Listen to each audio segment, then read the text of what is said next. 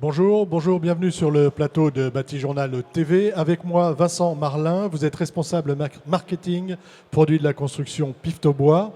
Avec vous, on va parler de Piftobois, on va parler de produits, de votre offre produit, mais d'abord Piftobois. Alors, Piftobois, en quelques mots, nous sommes une société française, scieur, qui est basée en Vendée, société qui a été créée il y a un peu moins de 70 ans. Et nous avons développé une large offre de produits dans différents marchés. Le marché de la construction, bien sûr, on va parler, le marché de l'aménagement extérieur, le marché aussi du TP ou de l'arboriculture. Il faut savoir qu'à l'origine, Piftobois, nous sommes donc scieurs basés en Vendée, dans un département qui est un des moins boisés de France. Et pourtant, nous sommes actuellement parmi le top 5 en termes de scieurs, des plus gros scieurs français. Qu'est-ce qui explique cette volonté de s'installer en Vendée? Alors j'imagine que les gens étaient sur place, mais comment on fait quand on n'a pas de forêt sur place? Alors déjà, quand on n'a pas de forêt sur place, on cherche des idées et on creuse un petit peu les méninges. Parce que c'est vrai qu'on a eu un développement qui est un petit peu contradictoire par rapport à des scieurs traditionnels.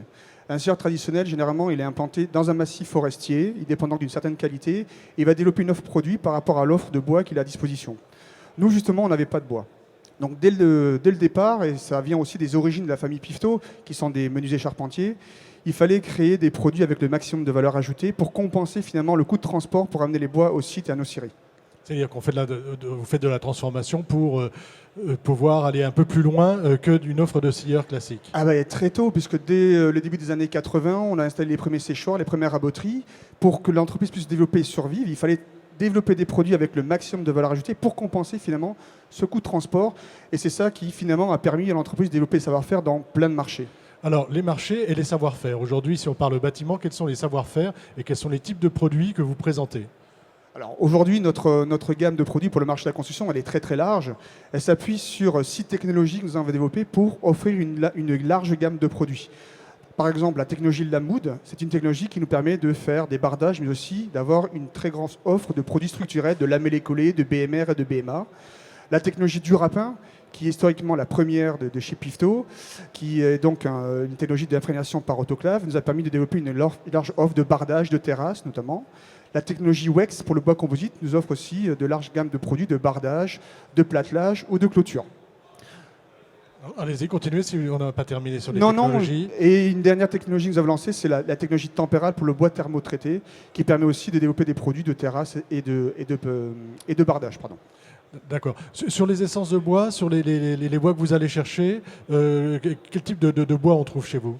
Alors, essentiellement et uniquement du résineux, puisque nous utilisons 4 essences à la base. Le pin, bien sûr, historiquement, l'épicéa, le Douglas et le mélèze. D'accord, donc résineux et 4 essences. Alors là, sur Batimat, nous sommes sur Batimat, vous présentez un produit bien spécifique de bardage en façade. Est-ce que vous pouvez m'en dire un petit peu plus sur ce produit et déjà nous donner son nom? Alors oui, voilà, nous avons lancé une nouvelle technologie, puisque j'en parlais tout à l'heure, la technologie Inhibé, qui est une technologie qui nous permet de faire de l'inifugation pour des produits de revêtement et de structure. Donc c'est une innovation, puisque au jour d'aujourd'hui, le développement du bois en façade notamment passera par des réponses concrètes par rapport à la sécurité incendie, puisque ça a été identifié dans de nombreux rapports ministériels et autres, comme quoi la sécurité incendie est un des principaux freins du développement du bois, notamment dans les bâtiments de grande hauteur. Donc ça veut dire qu'en façade aujourd'hui, moi, maître d'œuvre, si j'ai une contrainte feu, je peux venir mettre du bois en façade, ventilé, sans que cela pose de soucis avec votre produit.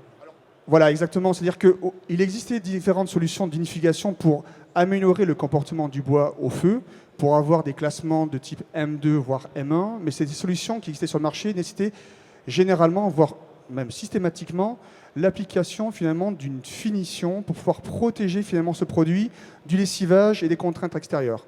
Inhibé, cette nouvelle technologie, elle apporte une solution, une vraie réponse, puisque c'est la seule solution des marchés qui permet d'avoir des bardages ou des revêtements extérieurs ayant une classe B, M1, sans obligation de finition et sans entretien. Donc je garde à la fois mon aspect naturel qui va vieillir dans le temps, enfin qui va griser dans le temps, et donc l'aspect aussi important pour moi, exploitant du bâtiment, pas besoin de revenir ajouter des finitions tous les 10 ans. Oui, parce que souvent dans le bois, on utilisait des finitions pour des contraintes esthétiques, pour des désirs esthétiques. Là, on avait l'obligation d'utiliser des finitions sur les systèmes de bois inifugés pour des contraintes réglementaires et techniques et pour assurer un certain degré de sécurité. Donc c'est vrai que le degré d'engagement pour un maître d'ouvrage de parier sur une solution inifugée qui intègre donc des bois inifugés avec la finition était tout autre. Et ensuite, bien sûr, il y avait un coût d'entretien. Là, au moins, la question sécurité est complètement... on a une vraie réponse, puisque le produit est non lessivable dans le temps. Donc, j'ai un produit dont la performance ne va pas se dégrader. Alors aujourd'hui, il est présenté en finition naturelle, mais on a compris aussi que ce ne serait pas forcément que vous iriez un peu plus loin et vous le présenteriez avec d'autres finitions. Oui, parce que évidemment, de pouvoir proposer comme ça des bardages M1 en extérieur, ça nous ouvre beaucoup de possibilités sur des bâtiments de grande hauteur, sur les établissements recevant du public, mais il y a aussi des considérations esthétiques. On sait bien que l'aspect uniquement d'un bardage naturel nous limiterait en termes de champ d'utilisation possible. Donc on développe actuellement des solutions d'intégration de couleurs, mais uniquement pour des raisons esthétiques, pas pour des raisons techniques, pour pouvoir proposer un large éventail de solutions pour les concepteurs et les architectes. Écoutez, Vincent Marlin, merci. Merci beaucoup pour ces explications. Merci à vous. À bientôt, au revoir. Au revoir.